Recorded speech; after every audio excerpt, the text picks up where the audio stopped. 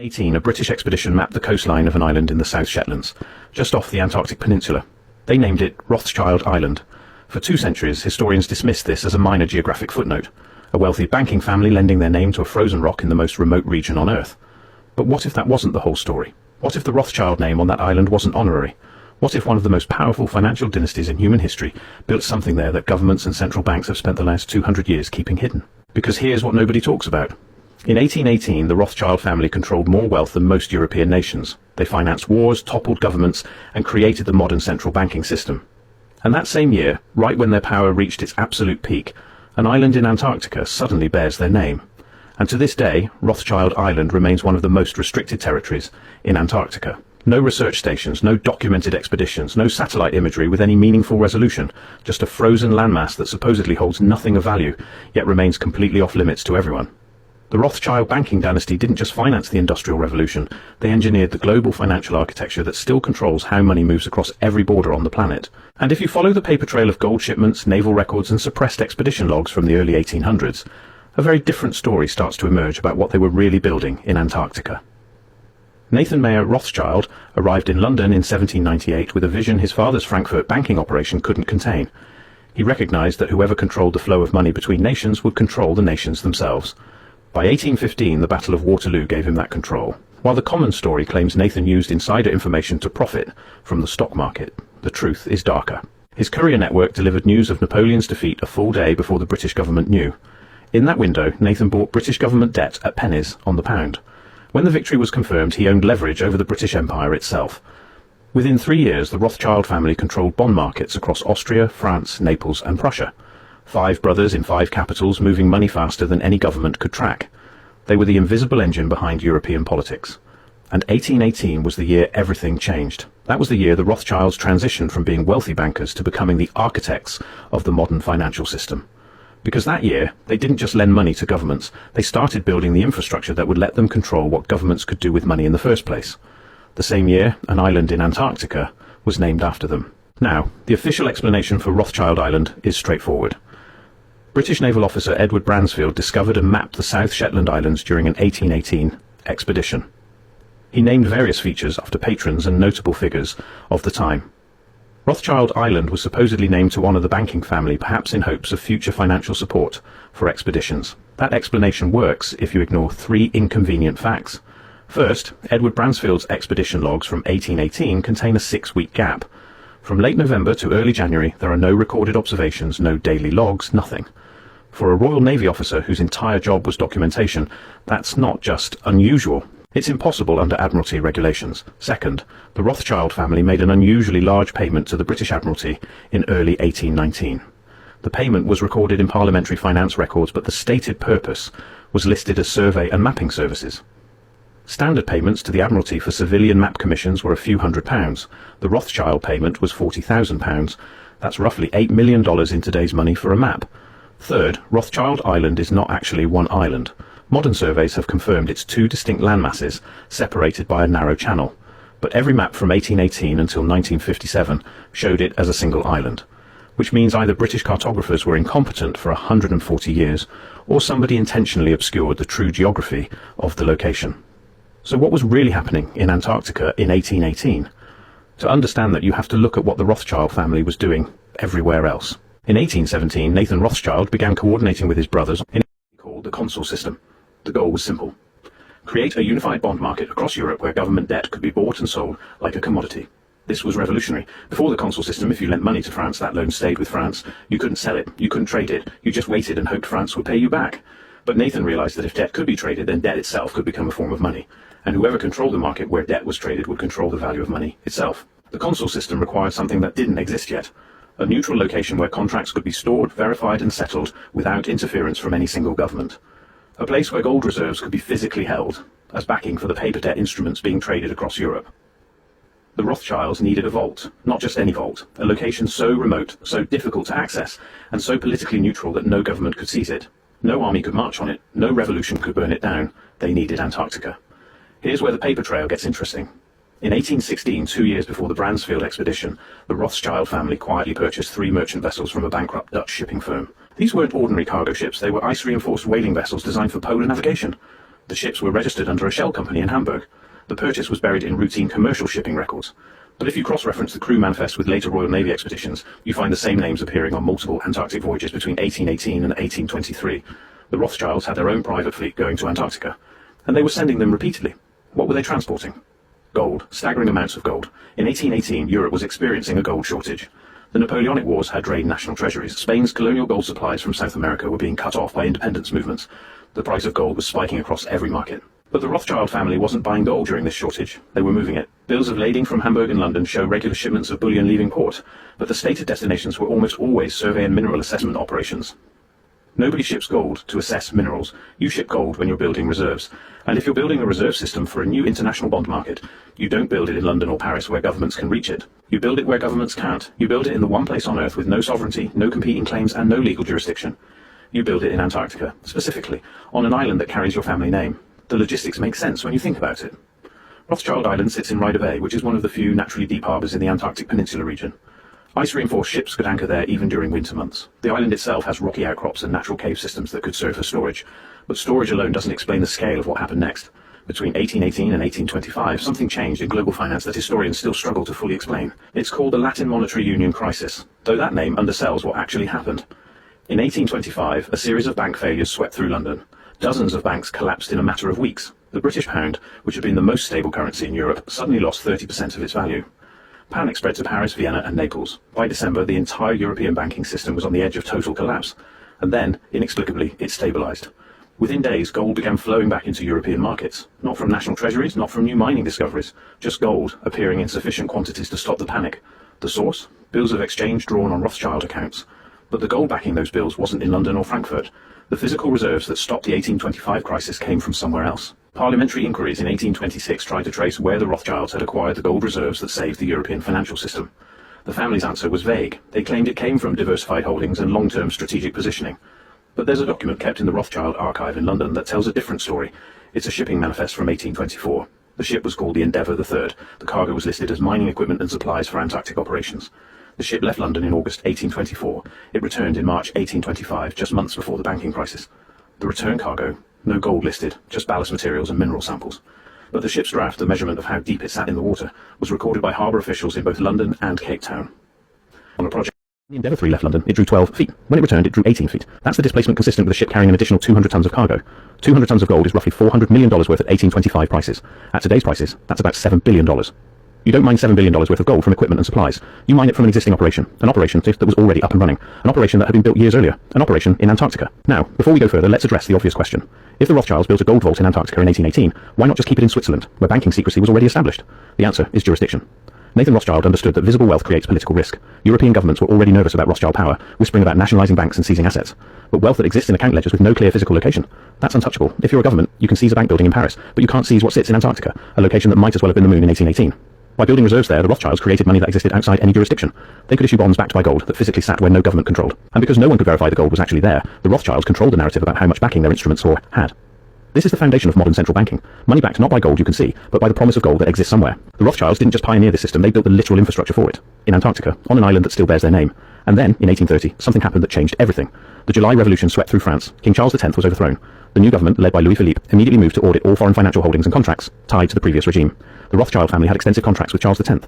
The new government wanted to know where the collateral for those contracts was physically located. They demanded access to Rothschild vaults, ledgers, everything. And James Rothschild, the brother operating in Paris, gave them access to the Paris vaults. He showed them the Frankfurt reserves. He opened the books in London. And every time French auditors found that the gold backing French government bonds was recorded as held in remote strategic reserves, James would smile and say the physical gold was being held in a location protected by British naval authority under international maritime law. The French government demanded specifics. James gave them coordinates. Coordinates in Antarctica. Rothschild Island. And what was France going to do? Send an expedition to Antarctica to verify. In 1830, that would take 2 years and cost a fortune. By the time they got there and back, the political situation would have changed completely. The French government backed down. They accepted the Rothschild accounting, because challenging it meant challenging the entire system of international finance that every European government now depended on. That moment in 1830 was when the Rothschilds stopped being bankers and became the system itself. But here's where the story takes a darker turn. In 1838, the United States launched the Wilkes expedition, the largest Antarctic exploration effort undertaken by any nation to that point. 6 ships, 400 men, 4 years of planned exploration and mapping. The official purpose was scientific research and mapping of the Antarctic coast, but the expedition's private orders, which weren't declassified until 1934, included specific instructions to investigate foreign installations or claims of territorial development in Antarctic regions. The Wilkes expedition did extensive surveying of the Antarctic Peninsula and the South Shetland Islands, but there's a strange gap in their reports. Rothschild Island is mentioned once in the official log. The entry reads, "Island surveyed from distance, no landing attempted due to ice conditions." But another document, a personal journal kept by one of the expedition's junior officers, tells a different story. That journal entry from February 1839 describes seeing structures on Rothschild Island, stone buildings or excavations visible from the ship even at a distance. The officer noted it seemed unusual for a supposedly uninhabited location. When that journal entry was purchased by a private collector in 1972, it's never been displayed publicly. When the Wilkes expedition returned to the United States in 1842, Congress held hearings about the expedition's findings. During those hearings, Lieutenant Charles Wilkes was asked directly whether any evidence of foreign occupation or development had been found in Antarctica. Wilkes answered, nothing of significance. When pressed by a congressman from New York about rumors of structures or installations, Wilkes replied, the Antarctic is a land of ice and illusion. The eye sees many things that are not there. 3 months after that testimony, the Rothschild family extended a substantial line of credit to the United States Treasury to help finance infrastructure projects. That credit was offered at unusually favorable terms. The congressman from New York who had been asking questions about Antarctica withdrew his inquiry. The pattern repeats across the 19th century. Any time a government or expedition showed interest in Rothschild Island specifically, financial pressure or political complications would emerge, funding would dry up, permits would be delayed, ships would be reassigned, and when expeditions did reach the area, their findings about Rothschild Island were always minimal. Ice prevented landing, weather closed in, equipment failed, every single time. By the early 1900s, Rothschild Island had developed a reputation among Antarctic explorers as cursed or unlucky. Expeditions avoided it, not because of official restrictions, but because trying to study the island seemed to invite disaster. In 1933, something changed. The British government, under pressure from economic collapse during the Great Depression, began considering nationalizing gold reserves held by private banking families. 6 weeks later, the Antarctic Treaty Preliminary Framework was quietly drafted, a predecessor to the famous 1959 treaty, negotiated in secret among Britain, France, and the United States. That 1933 agreement established specific territorial claims in Antarctica, but also designated certain areas as protected scientific reserves that would be off limits to all parties. Rothschild Island was listed as a protected reserve.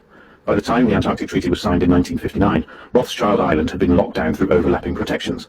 Under the treaty, no military activity is permitted, no resource extraction, no permanent structures. But Rothschild Island carried an additional designation, Special Protected Area, meaning even scientific research required approval from multiple signatory nations. To this day, no research station exists on or near Rothschild Island. Satellite imagery exists, but the highest resolution publicly available images are deliberately degraded. When you request satellite data through normal scientific FANG channels, you receive images with 50-meter resolution at best. Meanwhile, commercial satellites provide half-meter resolution for almost everywhere else on Earth. Who's blocking higher resolution images of Rothschild Island? The Antarctic Treaty nations cite protection of pristine environment and minimizing human impact. But the same treaty allows detailed imaging of emperor penguin breeding colonies, research stations, and mineral surveys everywhere else in Antarctica. Only Rothschild Island remains deliberately obscured. There's a reason for that, because something is still there. In 2004, a geophysical survey team from Cambridge University was conducting ice-penetrating radar studies of the Antarctic Peninsula. They were mapping bedrock formations and glacial movement, standard scientific work. Their radar passed over Rothschild Island, and they found something that shouldn't exist. Underground voids, extensive chamber systems carved into the bedrock beneath the ice. The radar signature indicated artificial construction, not natural caves, straight walls, geometric patterns, sections that showed metallic returns consistent with reinforced structures.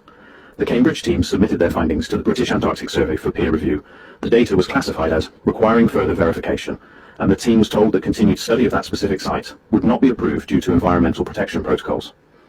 One of the researchers on that team, Dr. Sarah Mitchell, gave an interview to a small scientific journal in 2007. She said the radar data from Rothschild Island showed construction consistent with early 19th century excavation techniques. She said whatever was under that ice had been built a long time ago, and it was extensive. Dr. Mitchell was denied funding for future Antarctic research. She left academia in 2009 and now works in private sector environmental consulting. It has been scrubbed from most online archives, but the implications are staggering. If there are underground structures on Rothschild Island built in the early 1800s, then every assumption about Antarctic construction has to be reconsidered. Building there in 1818 would have been brutal. No power tools, no heavy machinery, just manual labour in sub-zero temperatures. But it's not impossible. Stone can be cut and moved. Underground chambers can be excavated if you have enough workers and enough time, and the Rothschild family in 1818 had access to both. The more important question isn't whether they could have built it, it's what they built it for. Gold storage is one answer, but gold doesn't require elaborate underground chambers. You can store gold in reinforced shipping containers unless you're storing something more valuable than gold. Documents. The Rothschild family accumulated something more valuable than gold over the centuries. Information, contracts, records of who owed what to whom. The original agreements that formed the foundation of the modern financial system. If those documents were destroyed in a revolution or seized by a government, the entire architecture of international debt could collapse. Bondholders could claim they never borrowed. Lenders could forge records. Chaos. But if the original documents exist somewhere and no one can reach them, then the Rothschild family holds the ultimate leverage. They hold the proof of what's real. Think about it. Every major financial crisis, every debt renegotiation, every international dispute about who owes what comes back to one question. What do the original contracts say? And who holds the originals? Not copies, not certified duplicates. The actual signed documents that establish the first international bonds, the first central bank agreements, the first debt instruments that modern finance is built on. If you're the Rothschild family, you don't keep those in a bank vault in London where a fire or a revolution could destroy them. You keep them in the most secure, most remote, most unreachable location on Earth. You keep them in Antarctica. This explains something that has puzzled financial historians for decades. How did the Rothschild family maintain influence, even as their visible wealth declined in the 20th century? In 1900, the Rothschilds were the richest family in the world by a massive margin. By 1950, they had been eclipsed by oil barons, industrialists, tech founders. Their banks were no longer dominant. Their political influence seemed to fade. But behind the scenes, international finance still bent around Rothschild positions. Central banks still consulted them. Debt restructuring still went through Rothschild intermediaries. Why? Because they hold the receipts, the original documentation that proves the chain of ownership for trillions in global debt. And those receipts are in Antarctica, on Rothschild Island. Which brings us to the final question. Why can't you visit Rothschild Island? The Antarctic Treaty says you can visit Antarctica. Tourism is allowed. Scientific research is encouraged. Private expeditions are permitted with proper permits and environmental reviews. But Rothschild Island specifically, every permit application gets denied. Environmental concerns, protected wildlife habitat, unstable ice conditions, pick your excuse. In 2016, a private expedition funded by a cryptocurrency billionaire attempted to land on Rothschild Island. They had obtained permits for Antarctic tourism. They hired an ice-rated yacht. They planned to document the visit and release high-resolution imagery online. The yacht was intercepted 70 miles from Rothschild Island by a Chilean naval vessel. The Chilean Navy claimed the yacht had drifted into restricted waters. The expedition was turned back. The cryptocurrency billionaire posted about the incident online. He said Chilean officials told him the area was closed for ongoing research operations. But when he asked what research, who was conducting it, and when the area would reopen, he received no answer.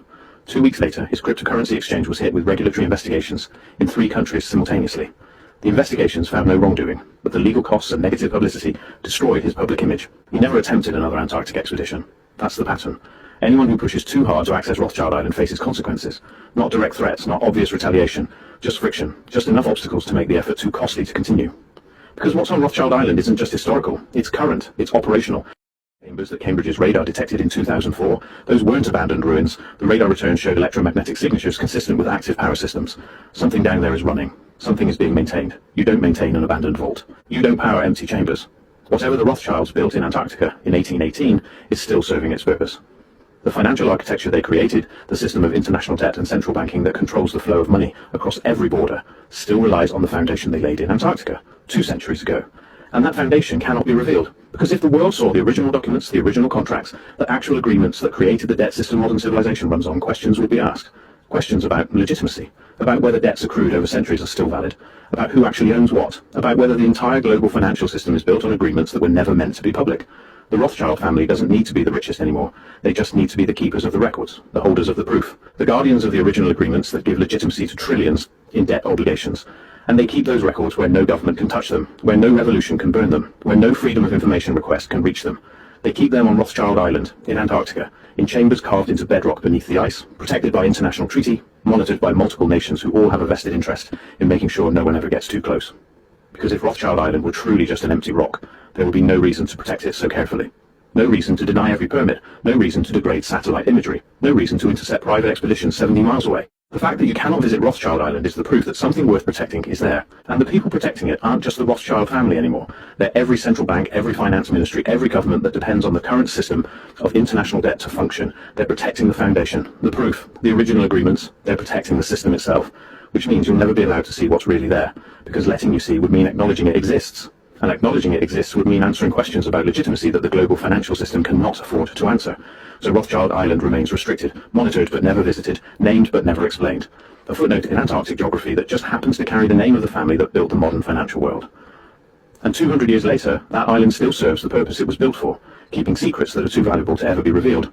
The ice will melt eventually. Climate change is already reshaping Antarctica. Glaciers are retreating, coastlines are changing.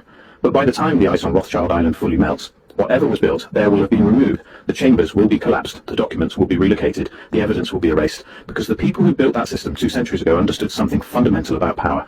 It's not about how much wealth you have, it's about controlling what others believe about wealth, about debt, about who owes what to whom, and that control requires one thing above all else: secrecy, the kind of secrecy you can only maintain in the most remote location on Earth.